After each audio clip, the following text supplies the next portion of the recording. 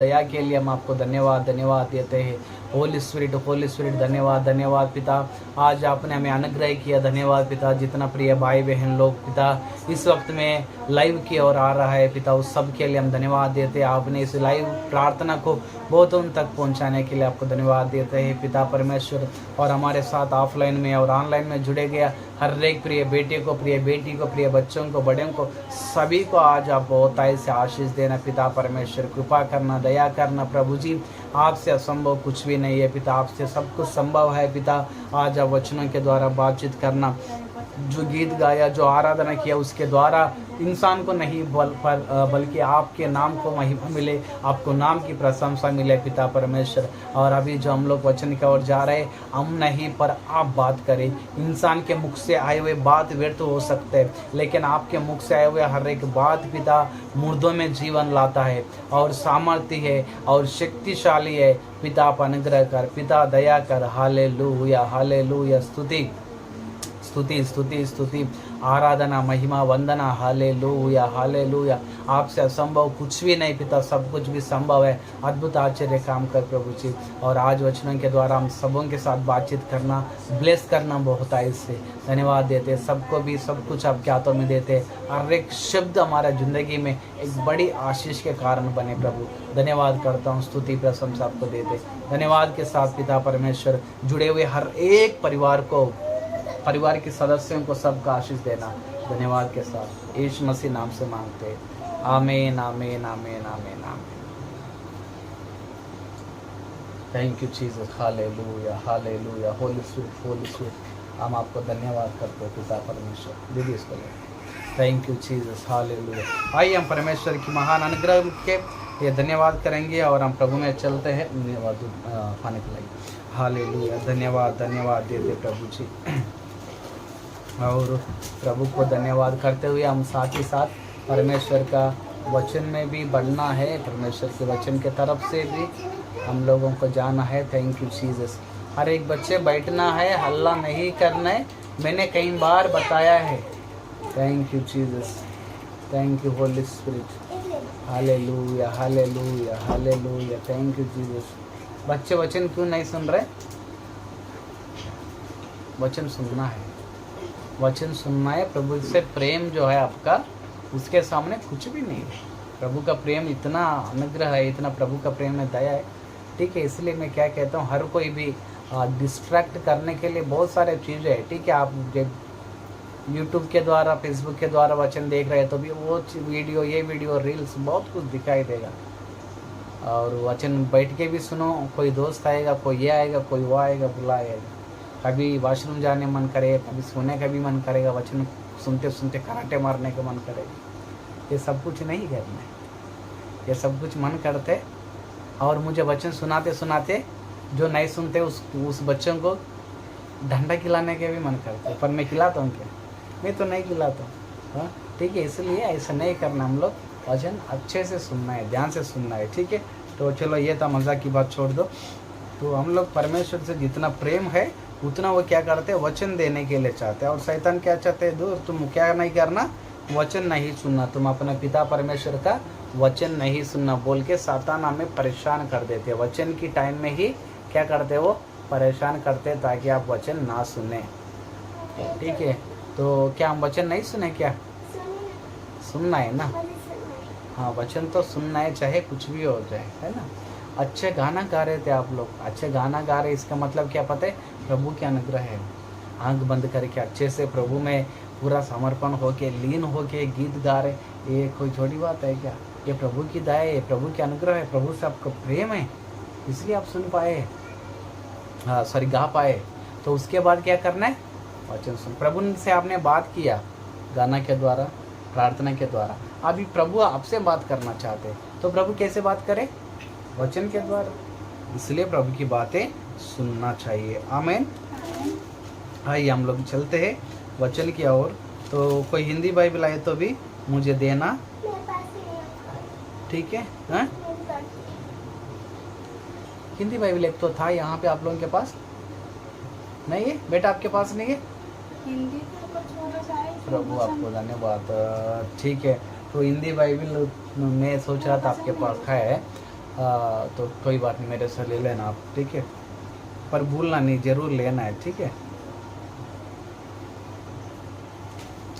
तो परमेश्वर की वचन में हम लोग चलते हैं कि हाँ, नेपाली में भी पढ़ सकते हैं आप, ऑनलाइन में जो है आपके पास जिस भाषा में बाइबल है तो आप उसमें पढ़ सकते हो। तो book of Isaiah chapter 59 verses 21, यशायाह की किताब उसका 59 अध्याय का उसका 21 वचन हम लोग पढ़ेंगे। 21 वचन 59 चैप्टर 59 का 21 वचन हम पढ़ेंगे। धन्यवाद यीशु, thank you Jesus, thank you Lord, hallelujah hallelujah. मैं उनके साथ वादा करता हूँ कि मैं तुझ पर जो आत्मा रखा और तुम्हारे मुंह में जो शब्द रखा हूँ, मैं तुम्हारे बच्चों और बच्चों बच्चों का मुंह से, बच्चों का मुंह से भी वो वचन आएगा। और आज से लेकर मैं तुझे ये कहता हूँ कि मैं तेलुगु से ट्रांसलेट कर रहा हूँ, हमेशा, हाँ 21 लास्ट वचन, आपके मुंह से ये निकल नहीं जाएगा। आमेन, ठीक है। 59 है ना चैप्टर 59, उसका 21 वचन, लास्ट वचन 21, ठीक है। Thank you Jesus. 59 का है, ठीक है। 59 चैप्टर 59, ठीक है, उसका हम पढ़ेंगे 21 वचन था, ठीक है। 21 मैंने पढ़ लिया, आप भी अपना बाइबल में जरूर पढ़िए, ठीक है। मिला है, कैसे लिखता है आपका? जसले मानिसलाई कुरामा फसाएर दोषी ठहराउँछ र नहीं, आपने खोला था कि यशायाह उसका 59 नहीं खोला, आपने 29 खोला है। अच्छा, 59, ठीक है।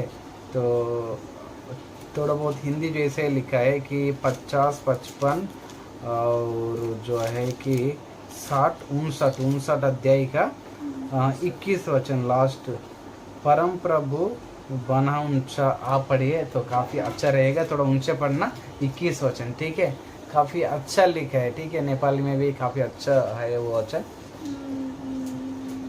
आपका पास जो बाइबल है उसमें पढ़ेंगे। प्रभु भन्नुहुन्छ, मेरो करार तिनीहरूसित चाहिँ यही हुनेछ, मेरो आत्मा जो त माथि छ र मेरो वचन जो मैले तेरो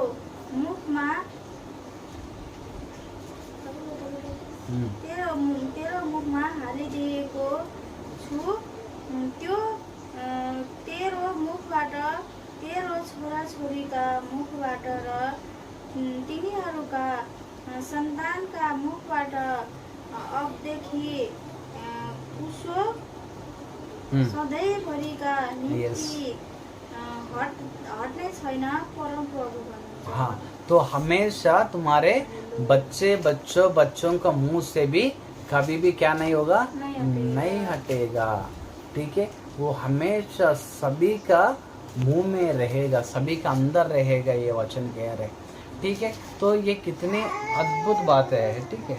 तो इसलिए हम परमेश्वर के वचन को इतना ध्यान देना है, ठीक है।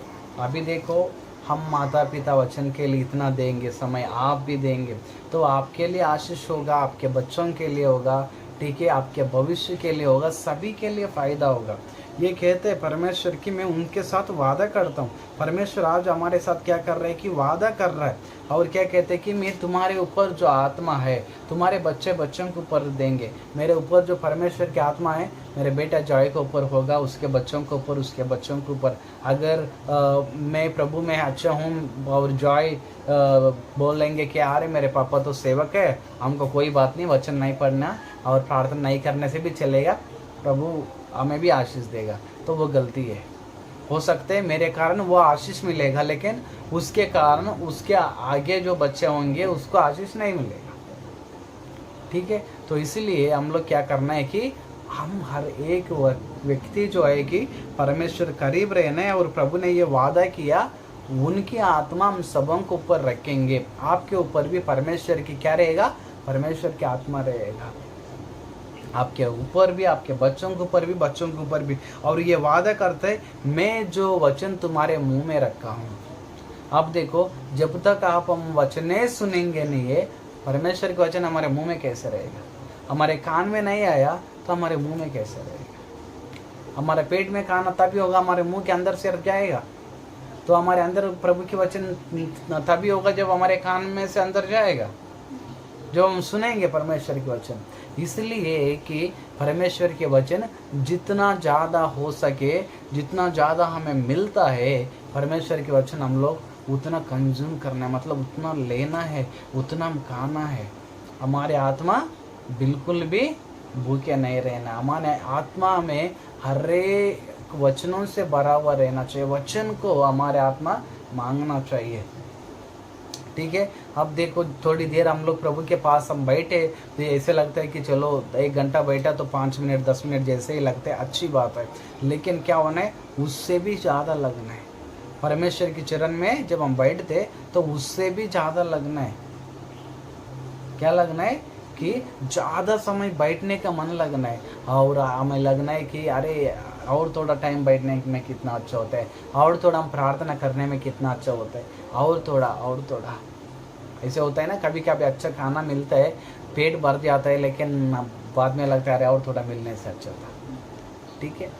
तो परमेश्वर के वो वचन भी, परमेश्वर का वो अद्भुत वचन भी कम नहीं होने हमारे जीवन में। वो जितना मिले उतना फायदा, वो जितना मिले उतना कमी है। उसके लिए हम लोग को और भी तड़पना है, और भी चाहना है कि पिता आपके वचनों से मुझे क्या करना, भरपूर से बढ़ देना। आपके वचन मुझे और चाहिए। ठीक है। और तभी ये वचन हम तभी कहते हैं कि तुम्हारे मुंह पर तुम्हारे बच्चों का और उसके बच्चों का मुंह में, उस मतलब जीवन में भी वचन रहेगा। मतलब कैसे कि जब हम लोग इसी वचनों का चर्चा हम घर में करेंगे, परमेश्वर के वचन के बारे में बातचीत करेंगे। देखो, मरियम और उसका पति जो था, मरियम और यूसुफ, या मरियम जो है कि ज़्यादा से ज़्यादा परमेश्वर के वचन बात करते थे यीशु के साथ। दावीद का मम्मी, दावीद को परमेश्वर के वचन के बारे में ये, और कौन था वो, जोसेफ। ठीक है।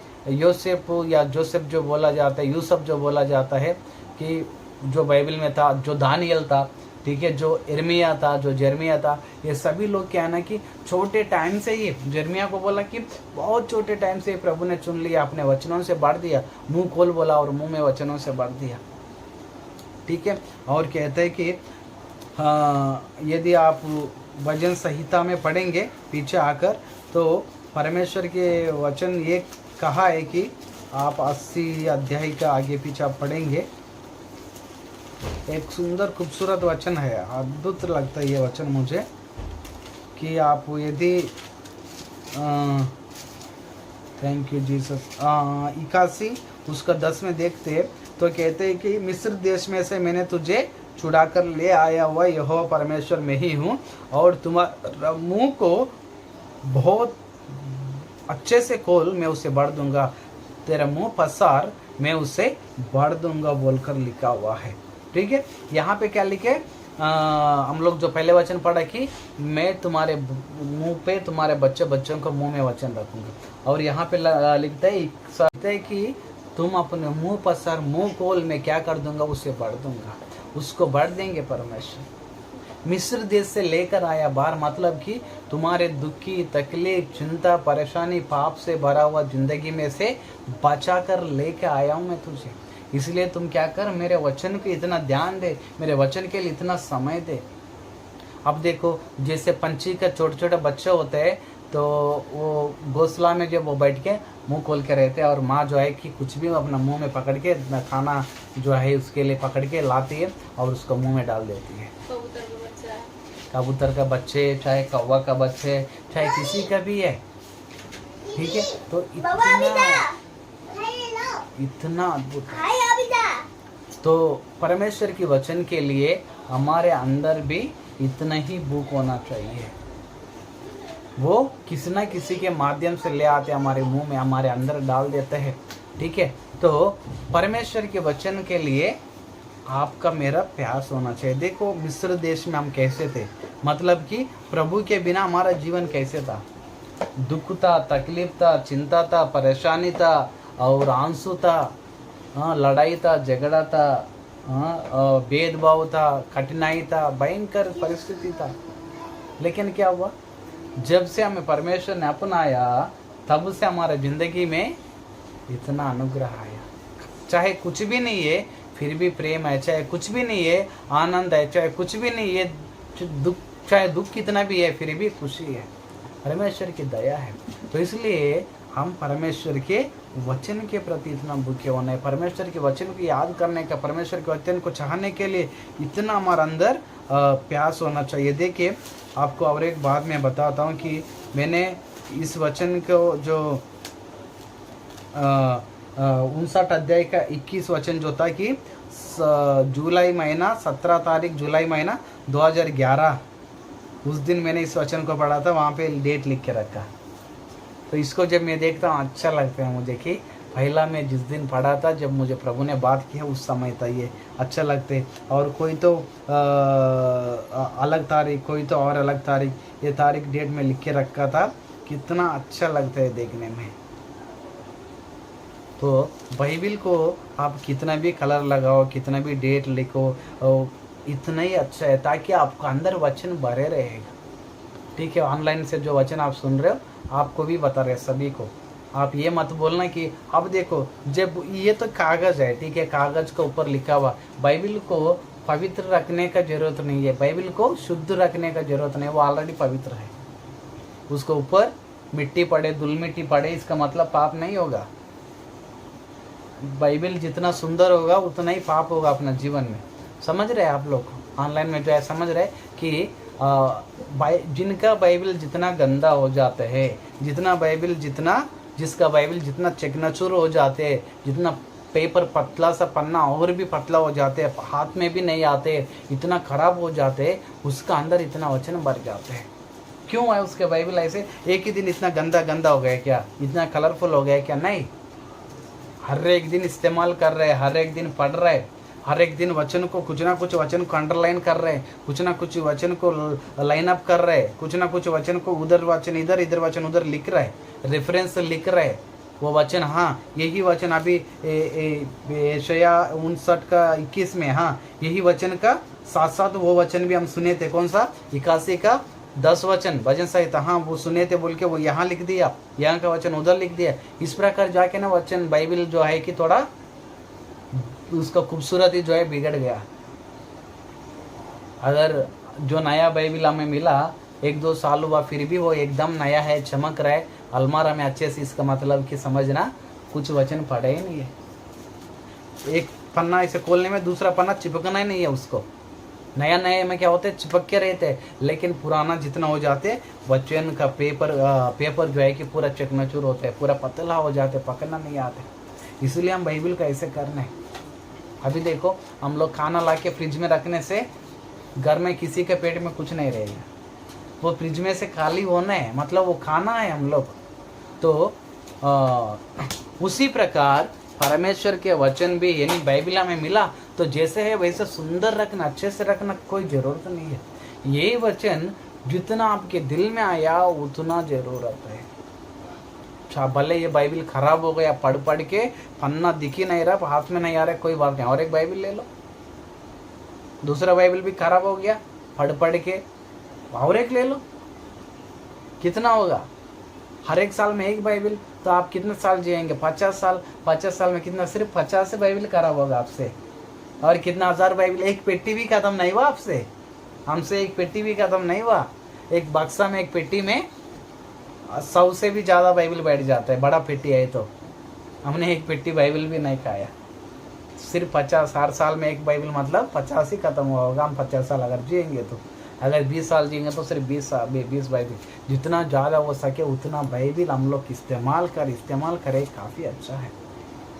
आज के दिन में समय नहीं मिलता है, ऑनलाइन में जो है आप भी देखो समय नहीं मिलता है। जितना आपने काम कर दिया, खाना बना दिया, खाया पिया, जो थोड़ा बहुत समय मिला मोबाइल पकड़ा तो आपको मोबाइल चला दिया, चलो भाई तुम्हें चलाता हूँ, चलो मैं तुम्हें जोक दिखाता हूँ, चलो तुम्हें मजाक दिखाता हूँ, चलो वो चीज़ दिखाता हूँ, ये चीज़ दिखाता हूँ बोल के घुमा के लेकर चलते हैं, इस रास्ता में उस रास्ता में, इधर इधर उधर उधर।